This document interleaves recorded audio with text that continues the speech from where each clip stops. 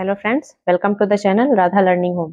आज की इस वीडियो में हम सीटेट सीडीपी के top 20 previous year question discuss करेंगे। तो चलिए वीडियो को स्टार्ट करते हैं। पहला है, गति संवेदी शिक्षार्थी डैश के माध्यम से सीखना पसंद करते हैं। ऑप्शन देख लेते हैं, सुनना, देखने, छूने, करने और चलने फिरने। इसमें से कौन सा ऑप्शन होगा गति संवेदी, जो कि जिसके माध्यम से शिक्षार्थी सीखना पसंद करते हैं। तो गति संवेदी में ऑप्शन नंबर 4 करने और चलने फिरने, ये ऑप्शन बिल्कुल सही हो जाएगा। आगे बढ़ेंगे। अगला क्वेश्चन है, वाइगोत्स्की के सीखने और विकास के सिद्धांत के अनुसार निम्नलिखित में से कौन सा स्कैफोल्डिंग का उदाहरण है। ऑप्शन नंबर 1 है किसी छात्र को किसी कौशल का प्रदर्शन करना और फिर उन्हें स्वयं उसमें महारत हासिल करना। उसके बाद है किसी कार्य को छोटे चरणों में तोड़ना और आवश्यकता अनुसार सहायता प्रदान करना। नेक्स्ट है अभिप्रेरणा के रूप में एक छात्र को उनके काम के लिए एक श्रेणी प्रदान करना। नेक्स्ट है एक छात्र को पढ़ने का कार्य देना और उन्हें स्वतंत्र रूप से सवालों के जवाब देने के लिए कहना। तो यहाँ पर वाइगोत्स्की के सीखने और विकास के सिद्धांत के अनुसार जो स्कैफोल्डिंग का उदाहरण है वो होगा किसी भी कार्य को इनके अनुसार किसी भी कार्य को छोटे चरणों में तोड़ना और आवश्यकता अनुसार सहायता प्रदान करना। इसमें ऑप्शन नंबर 2 सही जवाब हो जाएगा। आगे बढ़ेंगे। अगला क्वेश्चन है, रचनावादी दृष्टिकोण से इसमें से कौन सा ऑप्शन सही होगा। सीखना बस हमारे मस्तिष्क की खाली स्लेट पर संबंधों को लिखना है। व्यक्ति पर्यावरणीय घटनाओं से निष्क्रिय रूप से प्रभावित होते हैं। अगला है व्यक्तियों को नए व्यवहार सीखने के लिए अनुकूलित किया जाता है। अगला ऑप्शन है सीखना वर्तमान समझ को विस्तारित करना और रूपांतरित करना है। तो जो रचनावादी दृष्टिकोण है वो सीखने को वर्तमान समझ को सीखने की जो वर्तमान समझ बनती है उसको विस्तारित करना और उसमें कुछ परिवर्तन करना। तो इस प्रकार हमारा इसका आंसर हो जाएगा ऑप्शन नंबर 4। अगला क्वेश्चन है, डिस्ग्राफिया की विशेषता यह है। ऑप्शन नंबर 1 है दोहरावपूर्ण व्यवहार पैटर्न, नंबर 2 विलंबित गति कौशल, नंबर 3 लिखित कार्य में चुनौती और नंबर 4 पठन प्रवाह में कमी। तो जो डिस्ग्राफिया है वो लिखित कार्य में चुनौती इससे संबंधित है। इसका ऑप्शन नंबर 3 सही आंसर हो जाएगा। आगे बढ़ेंगे। अगला क्वेश्चन है, अभिकथन ए। कथन ए है शिक्षिका को अपनी कक्षा के लड़कों को खेलों में भाग लेने के लिए प्रोत्साहित करना जबकि लड़कियों को कला अलंकरण के कार्य देना चाहिए। कारण है बच्चे मुख्य रूप से अंतर्निहित जैविक भिन्नताओं के कारण लैंगिक भूमिकाएं प्राप्त करते हैं। इसमें बताना है सही विकल्प कौन सा होगा। तो ऑप्शन नंबर ए है ए और आर दोनों सही हैं लेकिन ए की आर सही व्याख्या नहीं करता है, ये नहीं होगा। उसके बाद है सही ए सही है लेकिन आर गलत है, ये भी गलत है। उसके बाद ए और आर दोनों गलत हैं, बिल्कुल सही। यहाँ पर बायस्ड बिल्कुल भी नहीं होना है, जो आपका कथन और कारण दिया है इसमें बायसनेस दिखाई गई है, इस वजह से ये दोनों ऑप्शन गलत हो जाएंगे। तो इस प्रकार हमारा इस क्वेश्चन का आंसर हो जाएगा ऑप्शन नंबर 3, ए और आर दोनों गलत हैं। अगला क्वेश्चन है, समावेशन को निम्नलिखित माध्यमों से बढ़ावा दिया जाना चाहिए। ऑप्शन देख लेते हैं, लचीला पाठ्यक्रम, सहयोगात्मक अधिगम, पृथक्करण और नामीकरण, भवन की पहुंच। तो समावेशन का मतलब है सभी को साथ लेकर चलना, तो जो अधिगम होगा वो सबको साथ लेकर किया जाएगा। तो लचीला पाठ्यक्रम सही है, सहयोगात्मक अधिगम बिल्कुल सही है और भवन की पहुंच ये भी सही है। लेकिन ये जो पृथक्करण और नामीकरण मतलब बच्चों को पृथक करना और उनका नामकरण करना कि मतलब उनको उनकी स्थिति के अनुसार उनको भागों में बांट देना, ये बिल्कुल गलत है। तो इस प्रकार हमारा आंसर क्या हो जाएगा 1, 2 और 4। इसका सही आंसर होगा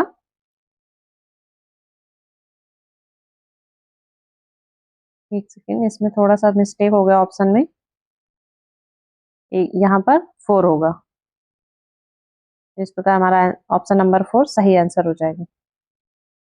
आगे बढ़ेंगे। अगला क्वेश्चन है, शिक्षकों को ध्यान न्यूनता अतिक्रियाशीलता विकार से जूझ रहे छात्रों की आवश्यकताओं का ध्यान रखते समय बचना चाहिए। किससे बचना चाहिए देख लेते हैं। ऑप्शन नंबर ए है बहुसंवेदी सामग्री का उपयोग करने से, विकर्षण उत्पन्न करना और शोर मचाना, पाठचर्या संबंधी सामग्रियों और निर्देशों में लचीलापन। नंबर 4 है कार्य को छोटे छोटे आसानी से प्रबंधनीय भागों में विभाजित करना। तो यहाँ पर निगेटिव आंसर सही होगा, तो यहाँ पर ये भी पॉजिटिव है, ये भी है और ये भी। इस प्रकार ये जो हमारा ऑप्शन नंबर 2 है ये सही आंसर हो जाएगा, क्योंकि ये यही निगेटिव है।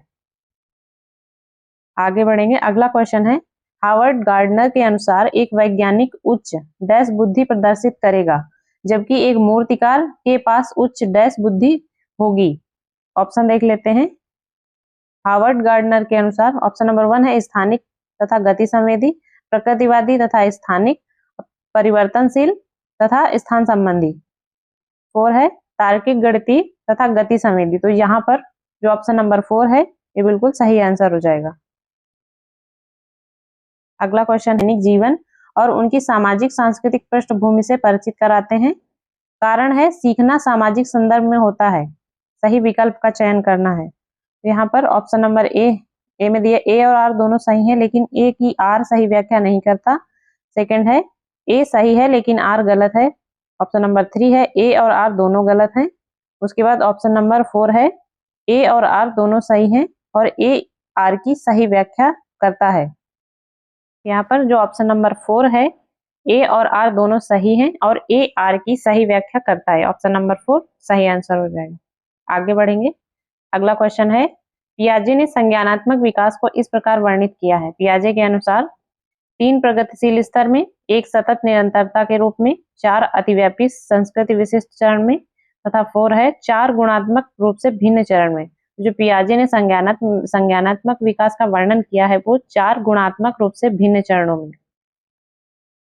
आगे बढ़ेंगे, अगला क्वेश्चन है निम्नलिखित में से कौन सा कथन समावेशी शिक्षा के बारे में सही नहीं है। तो यहाँ पर ऑप्शन देख लेते हैं। एक समावेशी कक्षा भाषा शैली में अंतर को समायोजित करती है और सहयोग को बढ़ावा देती है। ऑप्शन नंबर 2 है निश्चित पाठ्यचर्या और मानक मूल्यांकन के आसपास ही एक समावेशी कक्षा का केंद्र होता है। उसके बाद है समावेशी शिक्षण का अर्थ है ऐसे तरीकों से शिक्षण को बहिष्कृत ना करें। उसके बाद नंबर 4 है समावेशी शिक्षण का अर्थ है उस शिक्षा शास्त्र को अपनाना जो सभी शिक्षार्थियों की आवश्यकताओं का समर्थन करता हो। तो यहाँ पर निगेटिव आंसर पूछा है, तो यहाँ पर इसको जो ऑप्शन नंबर 2 है ये आपका आंसर बिल्कुल सही हो जाएगा। निश्चित पाठ्यचर्या और मानक मूल्यांकन के आसपास ही एक समावेशी कक्षा का केंद्र होना चाहिए। तो इसका आंसर हो जाएगा ऑप्शन नंबर 2। आगे बढ़ेंगे, अगला क्वेश्चन है अभिकथन ए बच्चों द्वारा बचपन अलग अलग संस्कृतियों में अलग अलग तरह से अनुभव किया जाता है, सही है। कारण इसका दिया है बच्चों का विकास सार्वभौमिक है। देख लेते हैं विकल्प, सही विकल्प चुनिए। ऑप्शन नंबर ए है ए सही है लेकिन आर गलत है। उसके बाद ए और आर दोनों गलत हैं, ये गलत है। उसके बाद ए और आर दोनों सही हैं और ए की आर सही व्याख्या करता है, ये भी गलत है। उसके बाद ए और आर दोनों सही हैं लेकिन ए की आर सही व्याख्या नहीं करता, ये भी नहीं होगा। यहाँ पर जो ऑप्शन नंबर ए है ये बिल्कुल सही आंसर है, सही है लेकिन ए ऑप्शन है ये जो कथन दिया है ये तो बिल्कुल सही है लेकिन आर गलत है। अगला क्वेश्चन है समीप दूराभिमुख सिद्धांत कहता है कि शैशवावस्था में, ऑप्शन नंबर ए है भाषा का विकास तेजी से होता है क्योंकि यह विकास के लिए संवेदनशील अवधि है। उसके बाद सूक्ष्म गतिक कौशल के विकास के साथ शारीरिक विकास भी तेजी से होता है। अंग हाथों और पैरों की तुलना में तेजी से बढ़ते हैं। विकास सिर से पांव तक होता है। तो यहाँ पर जो समीप दूराभिमुख सिद्धांत है वो इससे संबंधित नहीं है। जो इस शारीरिक, ये भी गलत है। इसमें जो ऑप्शन नंबर 3 है ये जो समीप दूराभिमुख सिद्धांत है इसके अनुसार अंग हाथों और पैरों की तुलना में तेजी से बढ़ते हैं। ऑप्शन नंबर 3 सही आंसर हो जाएगा। उसके बाद अगला क्वेश्चन है विकास के किस पहलू में तर्क चिंतन और समस्या समाधान की व्याख्या की जाती है। तो यहाँ पर देख लेते हैं नैतिक विकास, गतिक विकास, सामाजिक विकास और संज्ञानात्मक विकास। तो जो तर्क चिंतन और समस्या समाधान है वो संज्ञानात्मक विकास का हिस्सा है। तो ऑप्शन नंबर 4 सही आंसर हो जाएगा। आगे बढ़ेंगे, अगला क्वेश्चन है विकास के क्रम में बच्चे सूक्ष्म पेशी कौशल से पहले स्थूल पेशी कौशल विकसित करते हैं। यह दर्शाता है कि विकास डैश है। पहले क्या होता है, विकास के क्रम में बच्चे सूक्ष्म पेशी कौशल से पहले स्थूल बड़े अंगों का प्रयोग करना प्रारंभ करते हैं। जैसे बच्चे पेन को उंगलियों से पकड़ने से पहले वो पूरे हाथ से पकड़ने की कोशिश करते हैं। तो देख लेते हैं ऑप्शन। पहला है रेखीय, दूसरा है समीप दूराभिमुख, अगला है अराजक और 4 है शीर्षगामी। तो यहाँ पर जो ऑप्शन नंबर 2 है समीप दूराभिमुख, ये बिल्कुल सही आंसर हो जाएगा। इस विकास को क्या कहते हैं, समीप दूराभिमुख। अगला क्वेश्चन है, निम्नलिखित में से कौन सा कथन अधिगम के बारे में सही नहीं है। पहला ऑप्शन है अधिगम सामाजिक क्रिया द्वारा संसाधित होता है।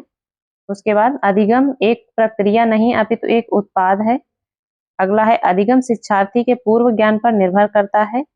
उसके बाद है अधिगम का तात्पर्य पूर्व वैचारिक स्कीम्स के पुनर्गठन से है। तो यहाँ पर निगेटिव आंसर बताना है। तो यहाँ पर जो ऑप्शन नंबर 2 है अधिगम एक प्रक्रिया नहीं है अपितु एक उत्पाद है, यह कथन बिल्कुल गलत है। इस प्रकार हमारा आंसर जो है वो 2 हो जाएगा, ऑप्शन नंबर 2। आगे बढ़ेंगे, अगला क्वेश्चन है, अधिगम के सामाजिक संरचनावादी विचार इस बात का समर्थन करते हैं कि। ऑप्शन नंबर देख लेते हैं। 1, व्याख्यान देने और समझाने से प्रभावी शिक्षण सक्रिय होता है, ये गलत होगा। व्याख्यान देने से जो शिक्षण है वो प्रभावी नहीं, सक्रिय नहीं बन सकता। उसके बाद ऑप्शन नंबर 2 है प्रत्याहार और दोहराव की चिंतन प्रक्रिया से प्रभावी शिक्षण होता है, ये भी नहीं होगा। ओके, उसके बाद देख लेते हैं ऑप्शन नंबर 3 है शिक्षार्थी दूसरों से निष्क्रिय रूप से ज्ञान प्राप्त करते हैं, तो बच्चे निष्क्रिय हैं, तो ऑप्शन बिल्कुल गलत हो जाएगा। ऑप्शन नंबर 4 है शिक्षार्थी सक्रिय रूप से ज्ञान का निर्माण करते हैं, तो जिस भी ऑप्शन में शिक्षार्थी सक्रिय है वो आपका ऑप्शन बिल्कुल सही हो जाएगा। तो यहाँ पर ऑप्शन नंबर जो 4 सही पूछा था, इसलिए हमारा जो सही आंसर हो जाएगा वो ऑप्शन नंबर 4 होगा। आगे बढ़ेंगे, अगला क्वेश्चन है, निम्न में से किस प्रकार के प्रश्न एक विद्यार्थी की जानकारी का आलोचनात्मक मूल्यांकन करने की योग्यता का आकलन करने में सहायता करता है। ऑप्शन देख लेते हैं। वे प्रश्न जो पाठ को मान्य करने वाले उदाहरणों के लिए पूछते हैं, वे प्रश्न जो किसी पाठ का सारांश मांगते हैं, या वे प्रश्न जो शब्द की सरल परिभाषा के लिए पूछते हैं, या फिर वे प्रश्न जो छात्र की व्यक्तिगत राय पूछते हैं। तो ऐसा हर वो ऑप्शन जिसमें बच्चे का दिमाग और वो शरीर से भी एक्टिव है, दिमाग से भी, तो वही ऑप्शन आपका बिल्कुल सही हो जाएगा। तो यहाँ पर जो ऑप्शन नंबर 4 है वो आपका बिल्कुल सही आंसर हो जाएगा। आगे बढ़ते हैं, अगला क्वेश्चन है, निम्नलिखित में से कौन सा कथन संज्ञान और संवेगों के बीच के संबंध को उपयुक्त रूप से परिभाषित करता है। ऑप्शन देख लेते हैं। संज्ञान संवेगों को प्रभावित करता है लेकिन इसका विपरीत सत्य नहीं है। उसके बाद है संवेग संज्ञान को प्रभावित करते हैं लेकिन इसका विपरीत सत्य नहीं है। अगला है संज्ञान और संवेग दोनों स्वतंत्र प्रणालियां हैं। अगला है संवेग और संज्ञान आपस में एक दूसरे पर पारस्परिक रूप से निर्भर करते हैं। जो ऑप्शन नंबर 4 है, जो संवेगात्मक विकास होता है या संज्ञानात्मक विकास, ये या फिर सामाजिक विकास, जितने भी विकास होते हैं बच्चे में, जिस भी प्रकार का डेवलपमेंट हो रहा है वो सभी आपस में इंटरकनेक्टेड होते हैं। तो इस प्रकार जो हमारा ऑप्शन नंबर 4 है वो बिल्कुल सही आंसर हो जाएगा। अगला क्वेश्चन है, प्राथमिक कक्षाओं में भाषा का विकास किस प्रकार संसाधित होता है। ऑप्शन नंबर 1 है जब शिक्षक बच्चों की मातृभाषा की अवहेलना और उपेक्षा करते हैं, या फिर जब शिक्षक मूर्त वस्तुओं के स्थान पर संकेतों और प्रतीकों से शुरू करते हैं, या फिर जब शिक्षक अमूर्त अवधारणाओं को संदर्भित करने के लिए मूर्त उदाहरणों का प्रयोग करते हैं, या फिर जब शिक्षक औपचारिक भाषा के प्रयोग पर बल देते हैं और उसे प्रयोग करते हैं। इस क्वेश्चन का आंसर आपको कमेंट बॉक्स में बताना है, तो जरूर से बताइएगा। Thank you.